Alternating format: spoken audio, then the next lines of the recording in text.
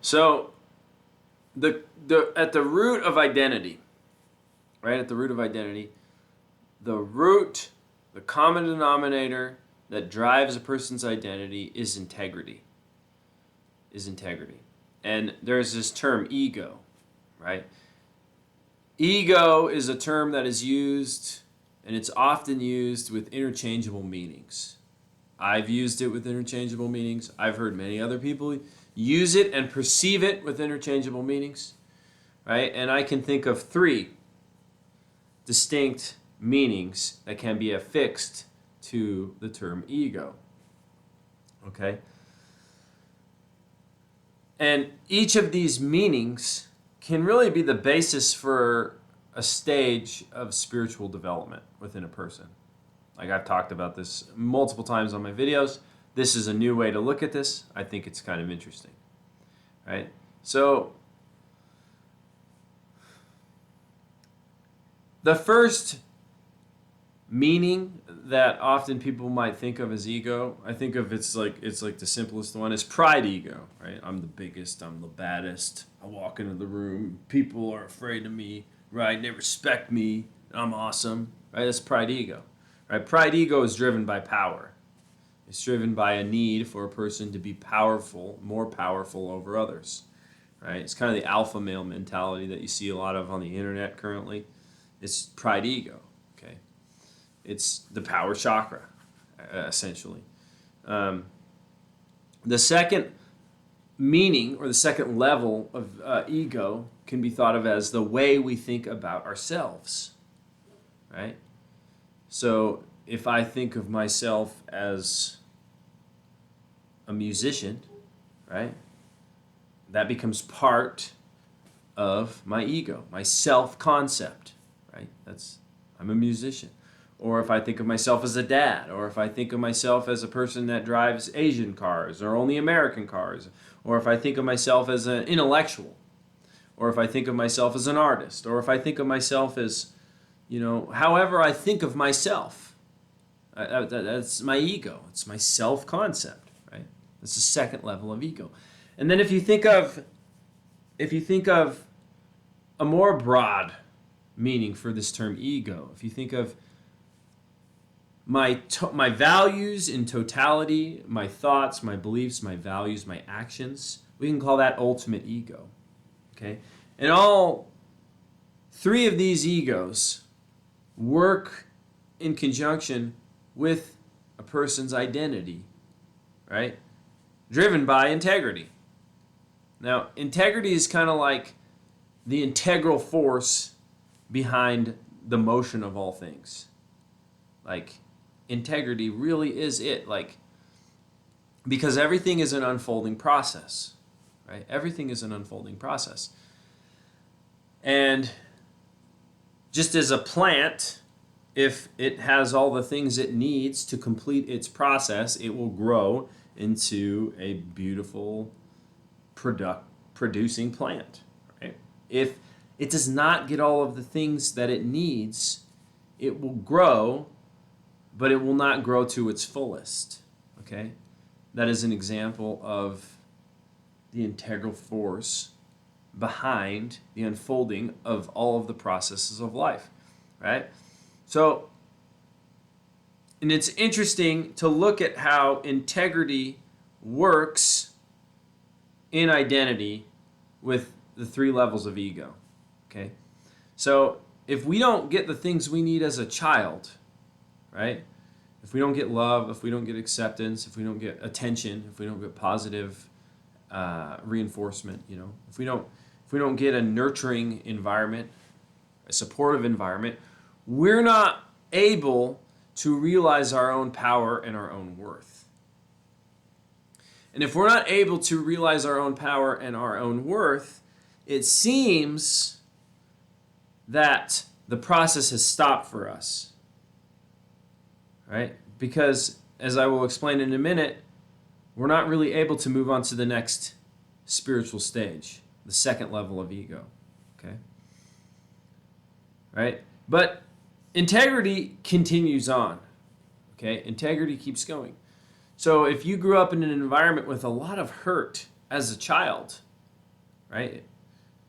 You develop a false ego, a false sense of self, right? The pseudo-self in psychology sometimes is called.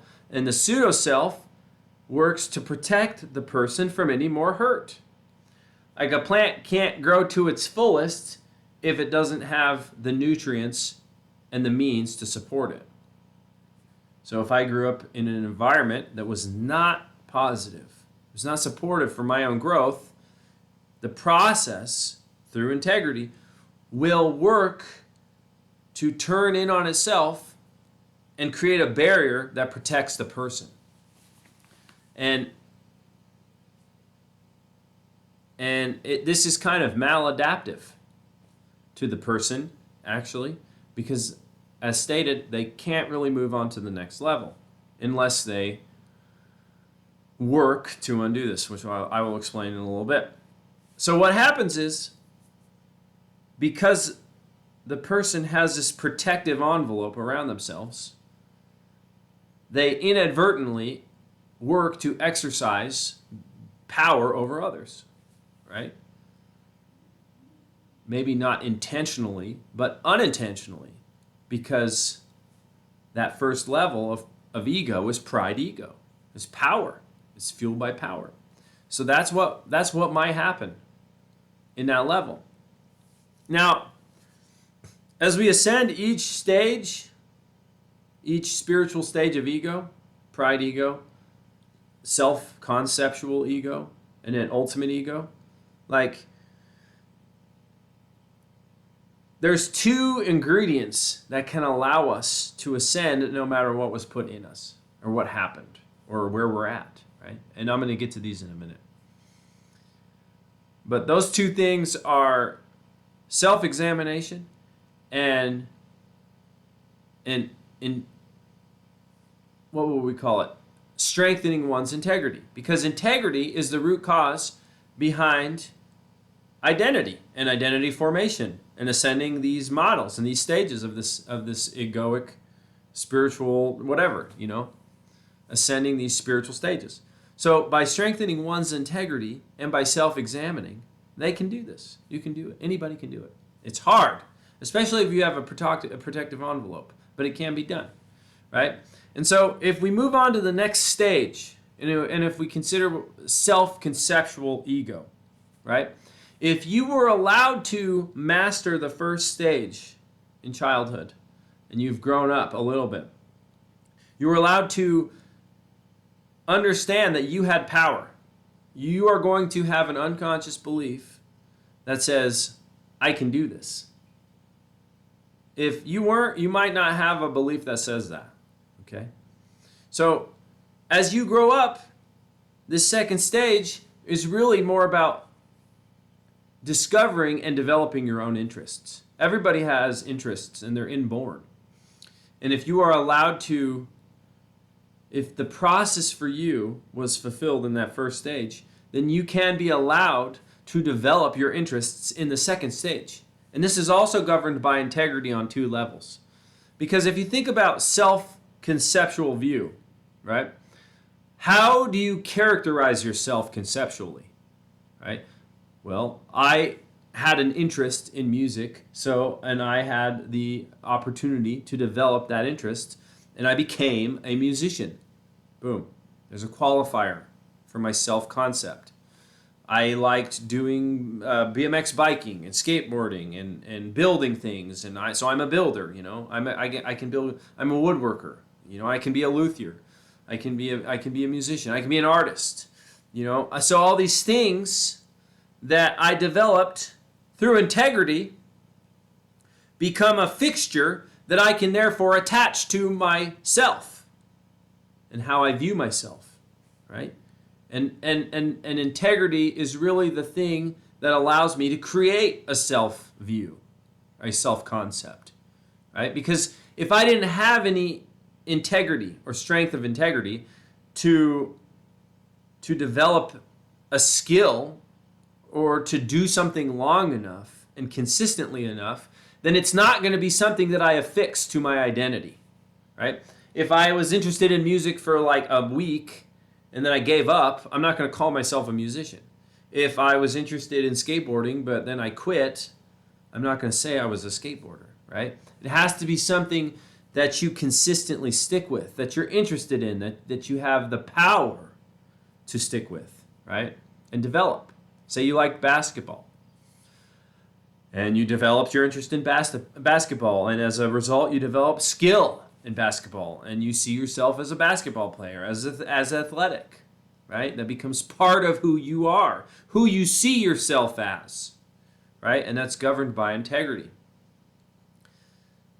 So, and in order to, at a certain point, right, in this stage, at a certain point, as you're developing your own interests, you have to examine yourself to develop your own interests, right? Something speaks to you and it says, oh, I'm really interested in this. I like this, right? And so then you put in the integrity to consistently work at it, you see? And you're strengthening your ego.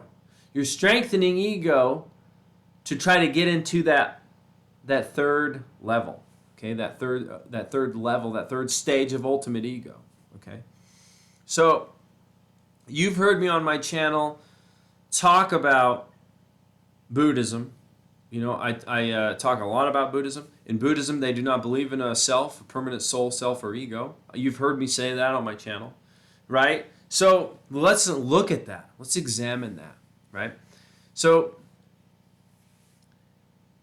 if we consider that statement relative to this model, right? If I believe there is no such thing as a self, right? But I'm still going to do stuff. I'm still going to behave a certain way. I'm still going to have values, right? So I'm going to act in accordance with those values, and I'm going to do things to the best of my ability in accordance with those values and those beliefs, even though I might say, well, yeah, there is no person, there is no will here, right? So there's still integrity in that. There's still integrity in that, right? But it's not rooted on a self-concept, right? It's ultimate ego. You see what I'm saying? So let's say you developed an interest of yours. You examined yourself in that interest on how you could be better. You worked to make yourself better, right? And you mastered that interest. You will unlock a new interest that will take you into ultimate ego. You can call it Buddhism, you can call it religion, God, Jesus Christ, whatever, but you will unlock a doorway that will take you into ultimate ego, the stage of ultimate ego. So it's interesting to think that, to me, it's interesting to think that integrity is the root cause of all these things, or the underlier of all these things. That's very interesting to me to think about.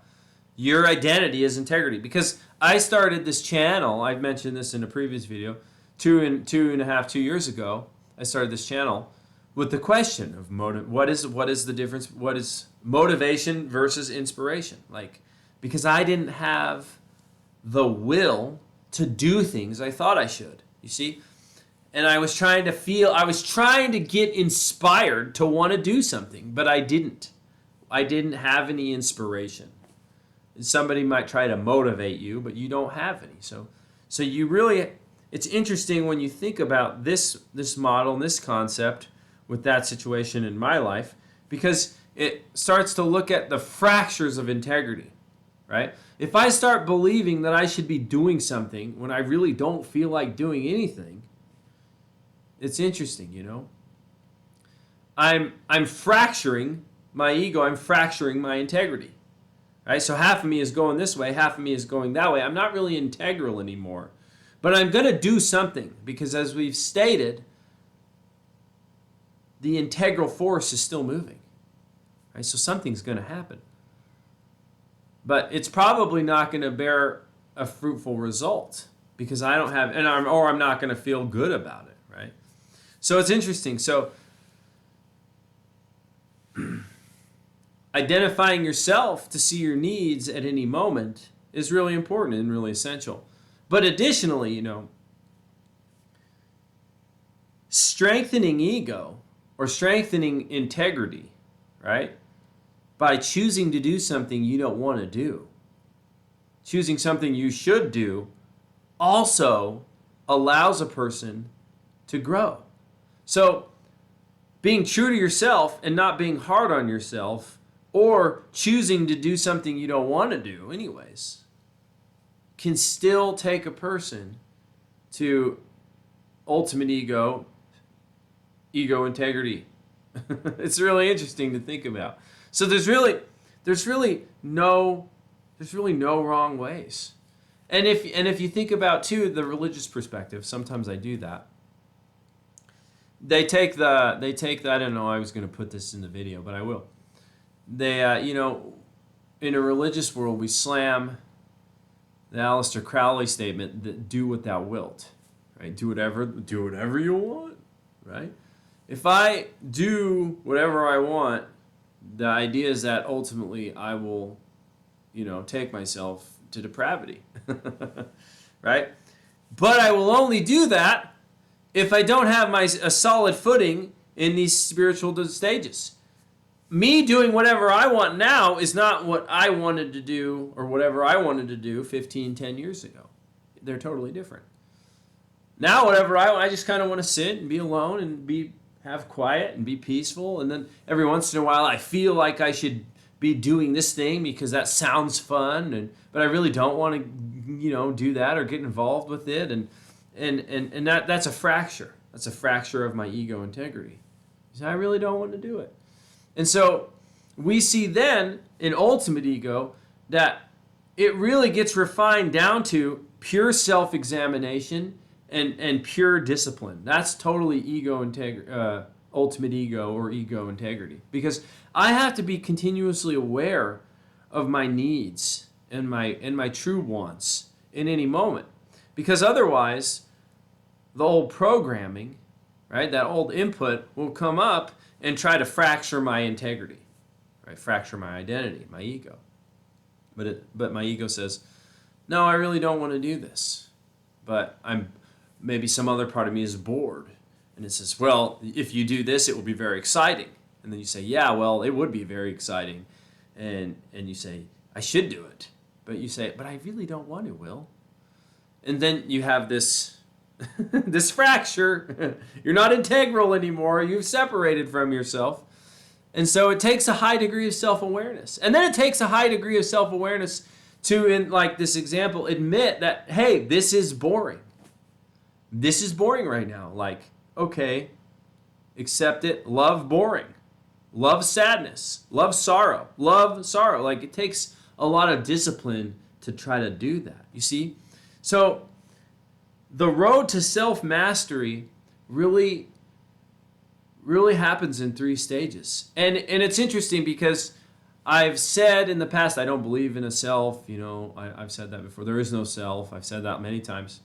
And it's interesting, if you take the term ego and you look at it from the broadest, highest level of ultimate ego, there is a self, and it's integrity. Anyways, I guess that's all I've got to say for you today. Anyways, I hope you've enjoyed it. I don't think anyone understands what I'm talking about. Till next time, Willie's out of here.